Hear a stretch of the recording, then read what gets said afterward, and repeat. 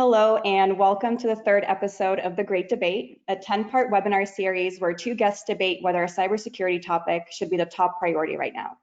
Before we get to today's debate, a few operational items. First, today's session is being recorded and we'll send a link to the recording shortly after the webinar wraps up.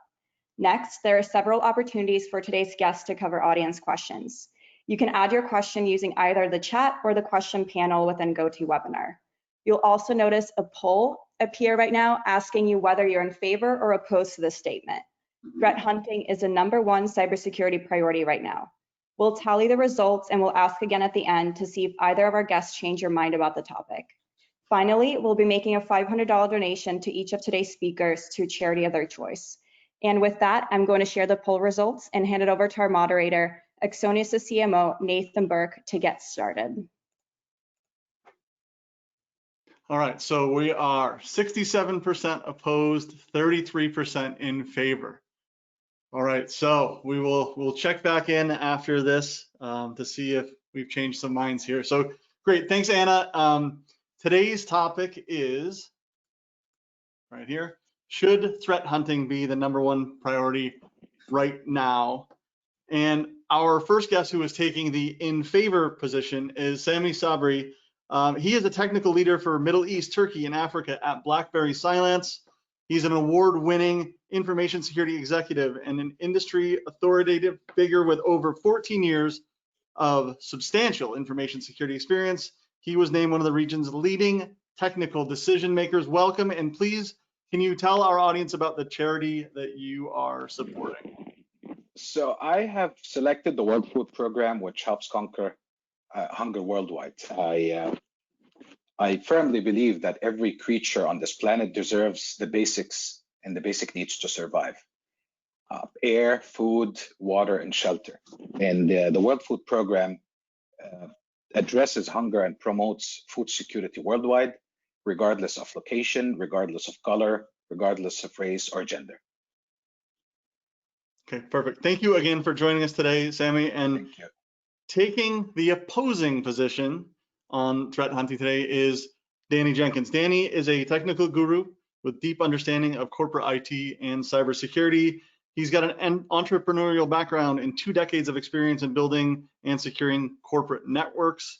Before taking the reins at ThreatLocker, he held CEO and CTO positions at multiple IT companies and found a few cybersecurity businesses of his own. Danny, please tell us about your charity. So the Children's Heart Unit Fund is a charity based in the UK.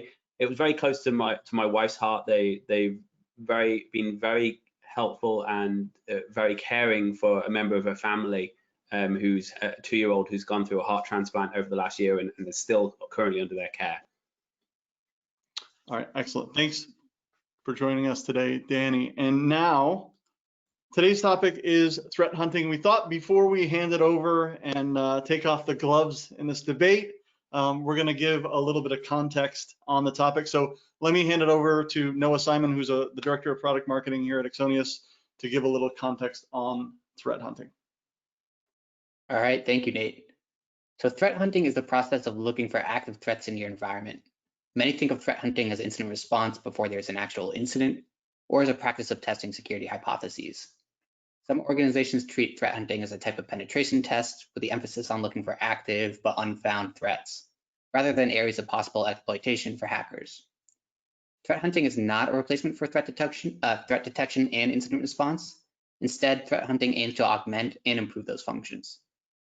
Foundational aspects of threat hunting include 1, assuming a breach. Hunting relies on the assumption that something has been breached or compromised in the IT environment. 2, following hypotheses. Hunting is about starting with a hypothesis and trying to prove it true or false. And this is different from threat detection, which starts with a given alert or a clue rather than an overall hypothesis. And 3rd, iteration. Many threat hunting activities often have pivot points, meaning that it is an iterative practice. And many technologies and managed service providers claim to offer threat hunting capabilities. EDR and EPP solutions help collect endpoint and network data that analysts can use as evidence to test hypotheses. Network detection and response solutions can also help detect and collect network traffic information. Forensic tools allow analysts to look across the file system and do things like live memory analysis. There's also the use of threat intelligence feeds that can deliver a list of threat actors and TTPs to use as clues. And finally, SIMs can collect logs that may also be helpful to reference during threat hunts. And that's a summary of threat hunting for today's debate. With that, over to you, Nate. All right, excellent. So here we go. And now on to the debate. So the format is as follows. So each candidate first has 2 minutes to make their opening statements. After opening statements, I'll then read 5 questions for each candidate. They'll each have 2 minutes to answer. Then we've got the final remarks, and then we open up the floor to questions from the audience. So I flipped a coin earlier, and so Danny will begin. Danny, you've got 2 minutes to make your opening statement on why threat hunting should not be the top priority in cybersecurity right now, and your time starts now. Look, the concept of looking and hunting threats is great, but in essence, it's just an extension to what we've been doing for the last 3 decades with antivirus and next-gen antivirus and human monitoring. The reality is we can't detect and we can't hunt every threat. And not that it's not good to try, but where we stand right now is we've got companies that don't have basic security in place, don't have proper firewall rules in place, don't have proper user training in place, don't have application whitelisting or any kind of conceptual controls in place. And with the idea of adding another layer of let's go and find the bad guys rather than actually locking the door is crazy. First thing you should do is lock the door and then try and get the bad guys out the house. All right. Love it. All right, Sammy, on to you. Well, I believe for so many years, defenders have been doing the same job again and again. And surprisingly, they're still expecting different results. If for so many years it has been, update your systems, upgrade your systems, and patch, and push a signature, and scan, and whitelist an application, blacklist an application, or even detect and respond. But with all of that, governments, countries, nations, banks have been compromised every day. And all of those guys who got compromised had a firewall, had an IPS, had an IDS, had an antivirus or a next generation antivirus. What we learned that attackers don't really play by the rules. So why are we still playing by the rules? We learned that the best defense is a good offense, and we need to be proactive. We need to get ahead of adversaries. And the only way to do that is to proactively hunt and to look for anomalies and look for rarity. And honestly speaking, we cannot keep on doing the same thing and again and still expect different results. So hunting is a need, it's just not a luxury or a nice to have thing. That's the only way to get around attackers. All right, so we will now move on to the questions. And remember, each guest has 2 minutes to answer the following. So resetting here, question 1. So many view threat hunting as ideal, but it can be an impractical practice in some people's minds. So if it can bring a lot of benefits, but if security teams and just few of them are able to have enough resources to take care of the basics, is threat hunting something all security teams should strive for, or is it just for the privileged few? So we're going to start with you, Sammy, on this one. Well, cybersecurity is a symmetric warfare, and really throughout human history, the side that has the technological advantage in the battlefield always wins. You just remember this or imagine this, like you have longbows versus regular archers, or gunpowder versus chainmail armors. And today the attackers do outgun most of these companies. Again, I said that earlier and I'm saying it again, traditional security has failed us for so many years. So really doing the basics is not going to cut it anymore. Getting proactive and surprising the enemy is our best bet. If you look at some of the reports, you would see that most of the attacks that we've seen in the last few years kept unknown for 60 to 90 days. Some reports even said that it's more than 120 days. The only way to cut down that dwell time and to uncover these attacks is to proactively discover the problem and stop it at an early stage. So short answer is not for the privileged few, it's for everyone. All right, Danny, what is your perspective on this question? So you say most of the attacks went undiscovered for 90 days. That's true when we start talking about attacks on Garmin and Bank of America and big, huge organizations. But if you look at the reality that where most of us sit, where most organizations sit, attacks very seldom get detected, get executed over a period of time. They get in, they smash, they grab. And yes, they are tactical, but the amount of ransomware attacks where I've seen companies with even 2,000 users get taken out in 2 hours is absolutely huge. They go in on a Saturday night, they find out where your backup server is, they connect to your VM, they delete it, they encrypt your files, they steal some email passwords and some data at the same time, and you're done.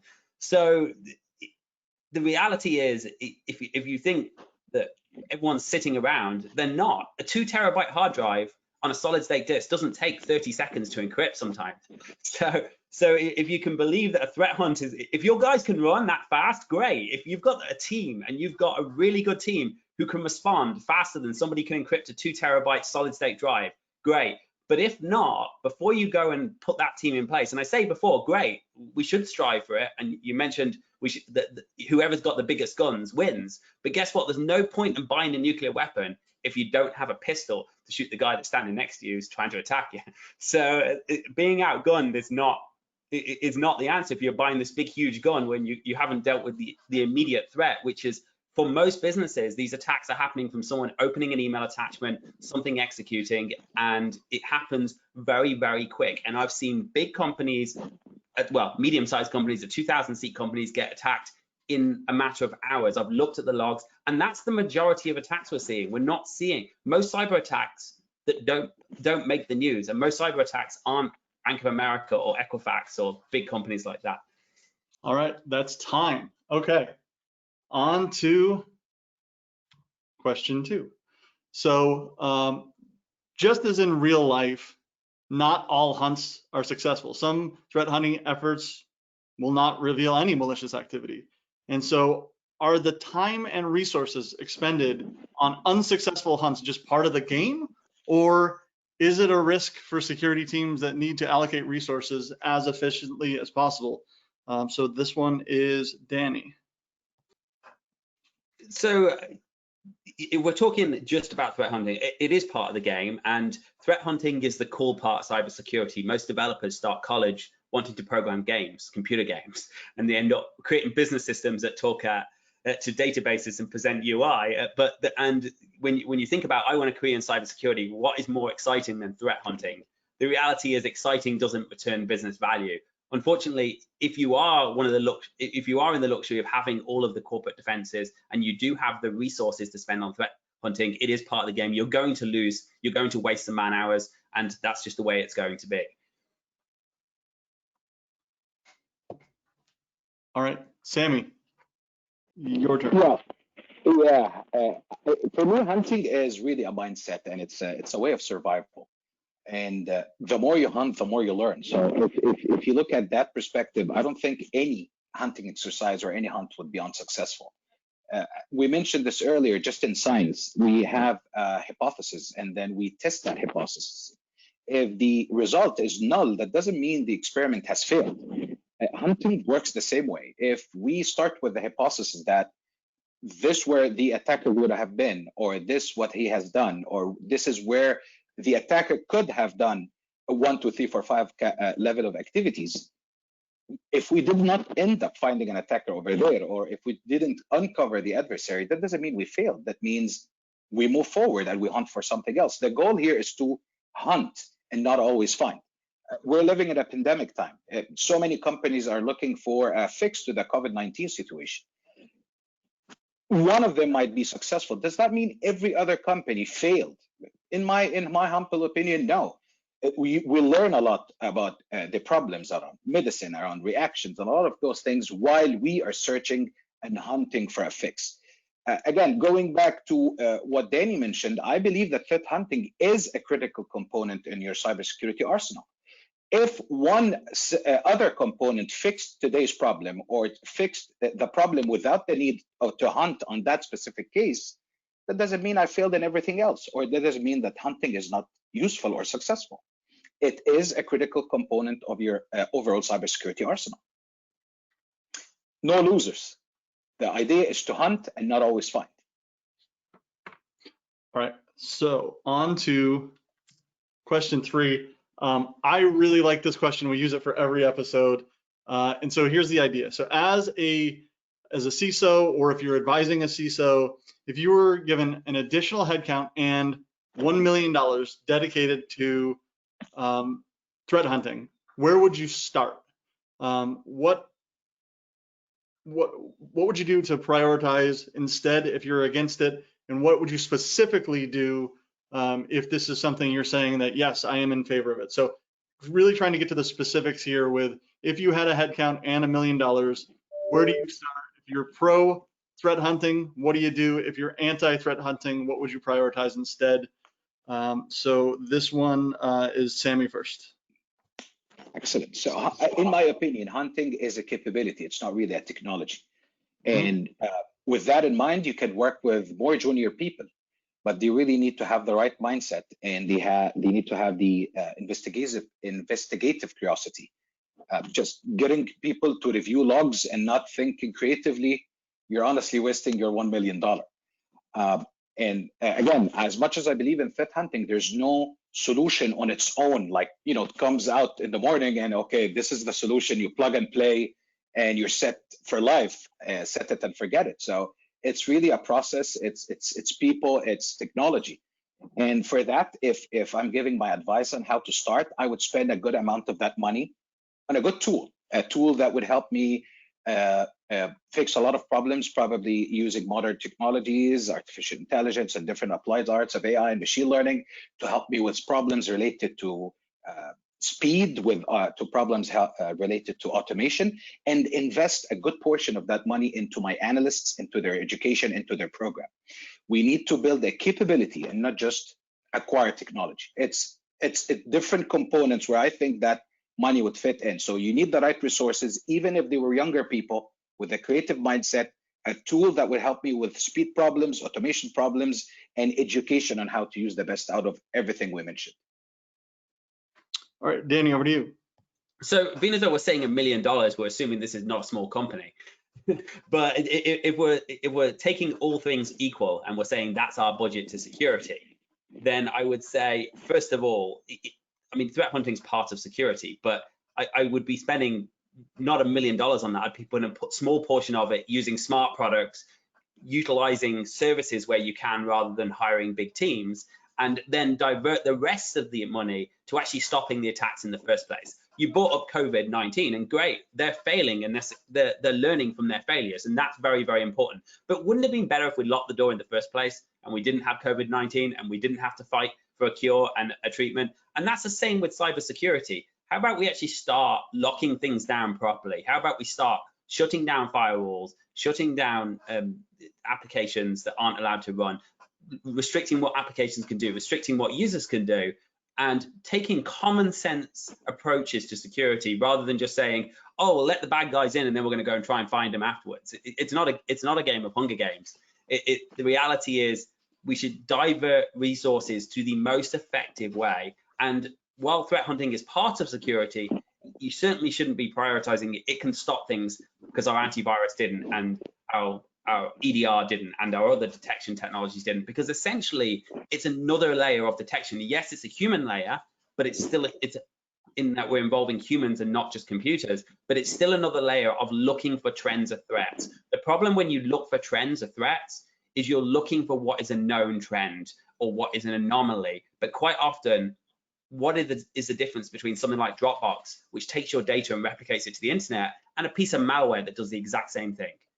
That's the problem. How can you really detect all threats? It's impossible. Control things and then add the hunting later on as a small part of cleanup. Okay. All right. So fourth question here. So a solid asset inventory is one thing that's required for threat hunting. You can't really test these hypotheses if you don't know where you have to test it and what you have in your environment. And so this leads us to ask, if you were dead set on doing threat hunting, and Danny, to your point, if you had already locked the door, right, you've done that part first, right, what are the foundational things that you need to solve just to get started? Danny, over to you first. So assuming the door's locked, we've actually done some proper security, which represents nobody. And now we're saying, okay, we've got our house alarms, we've got our locks on the door, we've got our gates at the front, and now we want our guard dog to come in and look for someone, sniff someone out. I would say the first thing is we need to know what the normal is. So before you can even begin, you need to know what is the normal, what is standard behavior, and then you need to look for those changes before you can even get started. But it should be in combination with, don't send the dog hunting or the golden retriever sniffing for threats when you haven't locked the front door. Okay, Sammy? To your point, Nate, I think asset management is really critical and could solve a lot of problems, at least in finding interesting starting points. In areas where I would start with would be obviously on my endpoint, on my networks. I know that comes with challenges, be it data collection, stacking, grouping, clustering, and finding rarity and abnormality, looking at persistence locations, looking at running processes or execution artifacts, network connections, DNS resolves, DNS resolutions, and network beaconing, et cetera, et cetera. If we want to start, we could start simple and move forward. And I do agree with Danny on the point that so many cases looking for an indicator of compromise over a network is going to help you uncover like a type of a known attack. But again, you could start from there and build up and look for indicators of attacks. That requires some premium work and premium feeds for the most space. But my most favored one is the conducting contextual analysis and looking at network and endpoint choke points where you can find truly sophisticated attacks. And I know that requires some manual effort, but honestly, with today's technology and with today's level of education, that becomes really, really achievable. Right. Okay, so this is the fifth and final question before we hand it over for final remarks. And then just a reminder, feel free to add your questions in the question functionality here on GoToWebinar. We're gonna have plenty of time to answer those questions. So the fifth and final question here, the title of the session was, should threat hunting be the #1 priority right now? And I think you both agree that the answer needs to be a little bit more nuanced than just a binary yes or no. So this is the final question, which is, which types of organizations should prioritize threat hunting right now? Which should focus on other things? I think we've covered this a little bit in the past, where when we started, and Danny, you were mentioning like a Bank of America or something, very large, or even in other episodes we've talked about, if you were forming a company now, maybe this is something that you would look at versus if you're a 200-year-old legacy company with a lot of other things. So that said, Sammy, let me hand it to you to start with. I think we really need to start looking at threat hunting as the new threat detection. It's not a separate process, but it's really a detection process that works better. Any company today that is building a threat detection capability in-house need to have hunting as part of it if they want their investment to make any sense or to be reasonably current. Sitting analyzing logs is really becoming like the new static signature. We need to move forward. And of course, there will be challenges with that, but no one ever said that cybersecurity is going to be easy and it's going to be simple. It's worth mentioning that there are different maturity levels of threat hunting. I think SANS made this once in the past. They have like from level 1 to level 4 or something like that. Start from level 1, start from 0. Just let threat hunting become a part of your program and look at it and look at the value of it and see it as a threat detection process rather than just a phenomena. Start from 0, start from 1 and build up as you move forward. Not doing anything is not helping anyone at all. All right, and Danny. So I think Sammy's right. First of all, threat hunting is the next generation of threat detection. Whether you call it probably 2, 3, 4, maybe 10 or 11 at this point, but for all intents and purposes, it is a generation of threat detection, and we should be using the best generation of threat detection where we can, and where it should be. The question was, should it be the #1 priority? And the companies where it should be the #1 priority. I'm not saying it shouldn't be a priority for other companies, but the companies where it should be the #1 priority are the companies that have their house in order, have things locked down, and have used the data they know to actually lock things down, not to go, oh, something's bad there, let's go and try and investigate it. It would be far smarter if you take all that data collection and say, okay, we know how our business runs now, let's stop it running outside of those boundaries. If the companies that already have those boundaries in place, so they already have those controls in place, and when you think about big companies, you think they have, but Equifax proved us wrong there. But they're the guys who probably say this is my #1 priority. Every business is different, whether it's #1 or #2 or #3. So hunting should be in your security priorities, but it definitely shouldn't be #1 unless you've got the rest of your house in order. All right, so now we're going to go over to final remarks, and then after that we will poll the audience again and then open up the floor to questions. So Danny, you went first, so let's go with Sammy for your final remarks, and you can start now.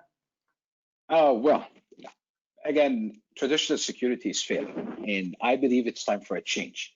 And with all the technologies we have today, and all the science and all the knowledge we can, the idea of building a mature threat hunting model is not a fancy thing to have anymore. It's actually really, really achievable.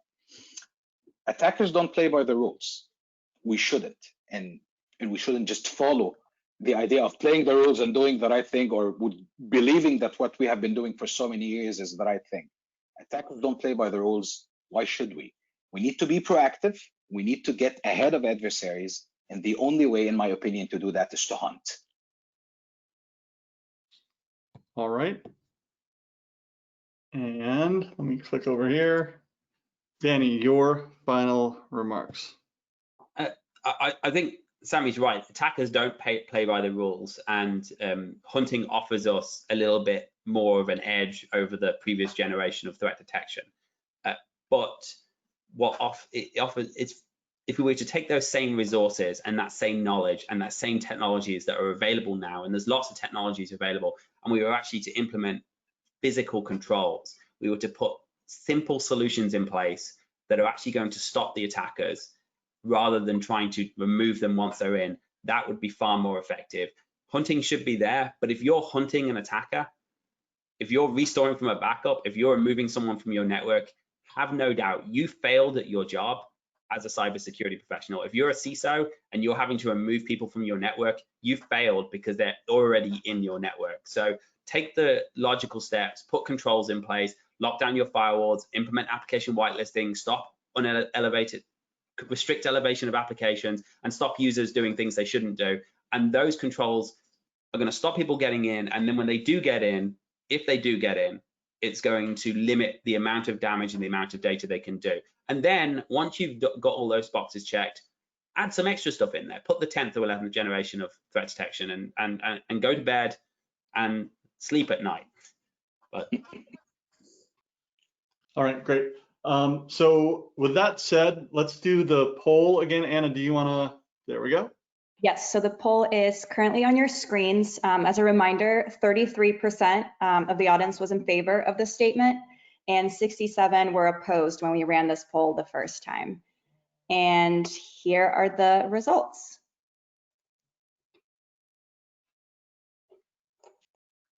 All right.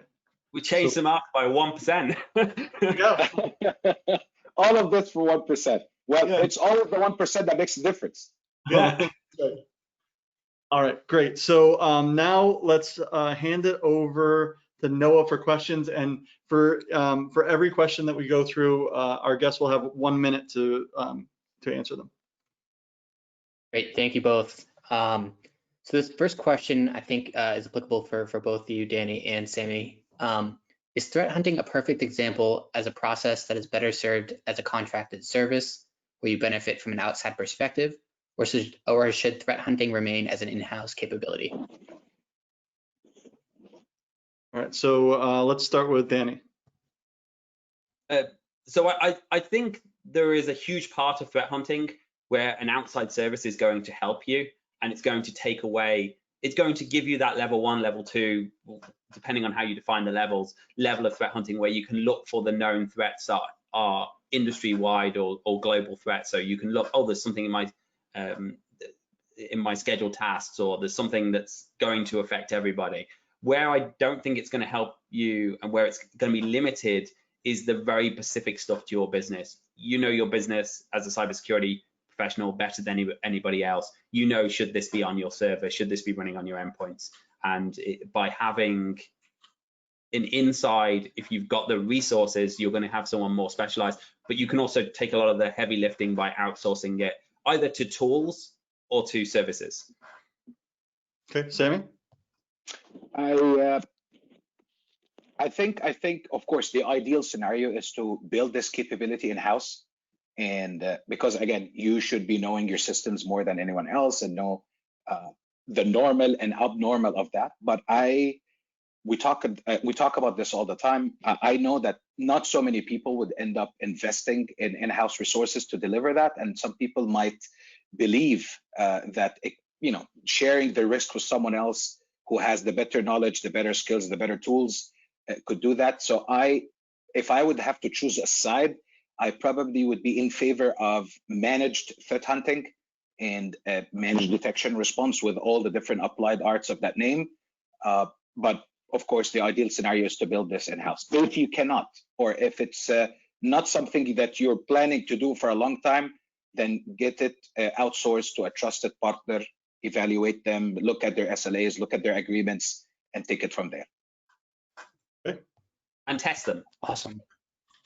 Yeah, that could be. So we have a follow-up question to that, which is, what stage should a company be at when they start to implement threat hunting in-house? So whether it's by company size, number of employees, how much revenue they have, or funding round. Some thoughts on how big the company should be to implement threat hunting in-house. Yeah, and I think the other thing to add to that is like, at what point and how do you make a case for making this as something in-house? So that's another, I think, angle here. So Sammy, why don't you start with that one? So I think, as you spoke about this, Nate, earlier, I think that hunting is a capability. It's not really a technology. So even if you're a small company, but you have a bunch of smart juniors, then why not? And with all the, even forget about enterprise software now, with all the available open source tools and the available tools online and the educational material and all the trainings that is available online, people with the right curiosity and the right level of creativity could start with open source tools and start with basics. I know that sometimes we aim to the top from day one. That might be wrong. You start small, you start from 0, build 1, 2, 3, 4. And I think with that mindset, with the availability of all of that education and the availability of tools, I think anyone and everyone can build a threat hunting capability in-house with the same level and the same scale of the company size. So it's not really something only for the top 10 clients worldwide. It's for everyone. Maybe, again, the biggest bank in the world would require the highest level of threat hunting maturity, while a smaller bar or a chain of cafes might require an entry level, or can start from an entry level and grow as they move forward. All right, Danny? So, I mean, I think working in IT and working in many of these mid to small, depends on what country you're in, size businesses, the concept that you'll take a car dealer or a manufacturing company with 500 employees and an IT team of 3 and dedicate internal resource to threat hunting is probably unreasonable. I think that's where you're going to have to rely on product. You're going to have to rely on some kind of managed detection and response or managed threat hunting, because and I deal with enough of these companies on a day-to-day basis to see that they've been breached so many times because they just don't have the time or the resources. Because if you're a car dealer with 500 seats or a manufacturing company with 2,000 seats and you've got a relatively small IT team, you spend most of your time trying to fix Microsoft Office and why is my email not logging in? And the concept of to say, oh, we can do this in-house, it's kind of like me saying I'm going to paint my office. I've been painting it for 6 weeks now and it still hasn't started. So, but if you're going to do it, you either have to dedicate the resources or you have to find someone to do it for you. And sometimes getting somebody else to paint your office isn't going to be as good, but it will get done at least. Okay. Great, thank you. This next question is about the time of threat hunts and how much time to expend. So what is the target time to find a threat within threat hunting compared to the typical 60, 80, or 120 days even that some threats exist before they're found? So Danny, maybe we'll start with you if you have thoughts on this. And I think that depends on the sophistication of the threat and what other levels of defense you have in place. If you have your environment pretty locked down to begin with, if you've implemented standard controls, hopefully the threat never gets in. But the threats that are going to get in are probably going to be far more sophisticated and far more difficult to find. Otherwise, it would have been blocked in the first place through some measure, or they wouldn't have got that far. So I mean, you could literally, and I've seen people go out and use with tools and with vendors and go out and say, oh, I was on your network 45 minutes and I found this, this, and this that's wrong. But equally, that's the low-hanging fruit. It could be a very boring job. So when you go to college and you think I'm having this exciting career, at the beginning it might be, I found something, but then you could see threats in there for 60, 90 days and people hunting and not finding anything and feeling pretty bored as well and dissatisfied. But Sammy probably has a better opinion on that. Yeah, and actually, I do agree with most of what you mentioned, Danny. It's sometimes we get like from practice, you get engaged with a customer, you're deploying your sensors and is like as a service, like when we're giving them threat hunting as a service, and in just a second you find an IP beaconing to the planet, and you find a command and control communication established, and that takes like literally a minute or two to see this, and sometimes it really depends on the amount of data we're collecting, or we're stacking or grouping or clustering and looking for some abnormalities. And sometimes when you deploy a sensor and all of a sudden it's like, hey, wait a second, why is PowerShell running from inside Outlook speaking to that foreign IP? Doesn't make sense. Why is PowerShell running from inside an Office tool? Doesn't make sense. So it really depends on the sophistication of the attack and the threat actors, and if it's a very well-known campaign, maybe an open source tool with a free or available IOC feed, could you actually find the attack in a few minutes just by running a tool that scans for IOCs, and you'll find it.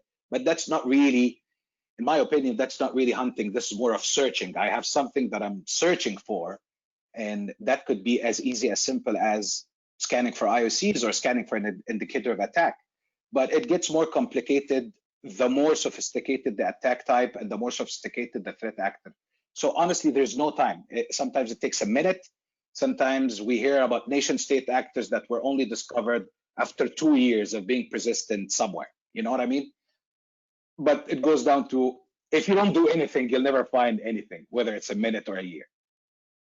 Okay, so the last question I have, we've talked a little bit about how, if we wanted to, we would make a case for bringing threat hunting inside, or whether we should do it at all. But I guess the question that I have is, if we decide this is something we're going to do, how do we measure if it's successful, right? Because if we just make it binary, find something, didn't find something, right?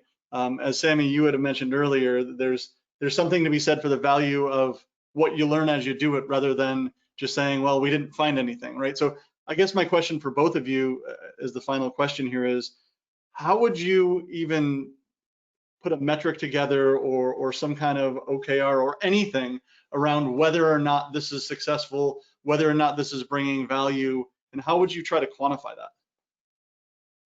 So Sammy, why don't you start? Sure. With that in mind, I'm telling you from experience, there's not a single threat hunting exercise that I've been part of. I was a banker at one point in time. I worked at a customer side. I worked in the service provider side. Not a single threat hunting exercise that I've ever done in my life that I, came out empty-handed and we found nothing. Honestly, we always find something. sometimes we found really bad stuff and other things, and other times we find like bad hygiene. I was like, okay, your users are doing 1, 2, 3, 4, 5. That's not really the way to do it.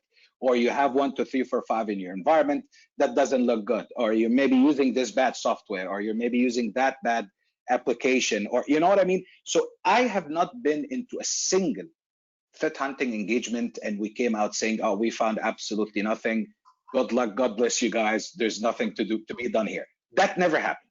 And I find it very challenging to believe that it is even possible that you would engage in a threat hunting exercise and come out and find absolutely nothing. It's almost impossible. I cannot even believe it. Okay, Danny? So I think the measure with any cybersecurity is too late to know you've made a mistake. And I've been on enough pen test teams, and I've been on the other side of enough pen test teams where when you're a pen tester or when you're a hunter, whatever the terminology whatever the method is, you're always going to make yourself look cool when you go in there. You're always going to say, oh, look, I got you. And the real metric in cybersecurity is too late when you find out. It's, did your employees do a good job? And CISOs are probably one of the most fired people in the world because that's whose head gets cut when everything goes wrong. I think, of course, if you're looking and you're finding obvious things, that's great. If you're finding, oh, Outlook's calling PowerShell, we want to know what's going on, or a user clicked on a link on an email and that triggered PowerShell, and that we found a potential threat. But finding the threat also isn't enough. You need to be able to remediate that threat and stop it from happening. And we don't engage in threat hunting, but far too often we have calls with our clients where we say, oh, look, we found Outlook or Word or Internet Explorer calling PowerShell. And this is one of the reasons that I would say it shouldn't be the priority. You end up seeing them go down this rabbit hole of spending hours trying to figure out why is Internet Explorer calling PowerShell, when the answer is, okay, let's shut it down, stop it happening. Let's not let Internet Explorer call PowerShell. And then if we want to go off and figure it out afterwards, at least we've shut the threat down. Or without even being a threat, we don't let Internet Explorer call PowerShell to begin with. We know that isn't a standard operating procedure, therefore it shouldn't do it. Okay. All right. Anna, over to you. Absolutely. So that concludes our third debate. We'd like to thank both Sammy and Danny for participating today. We'll be sending a link to the recording, and be sure to join us on September 29th, where Karen Walsh and Catherine Goldman will be debating whether security awareness training should be the top priority in cybersecurity. And to say that 2020 was unpredictable would be a criminal understatement. But on October 22nd, Axonius will present a one-day virtual event showcasing what IT and security teams can do right now to make 2021 more predictable.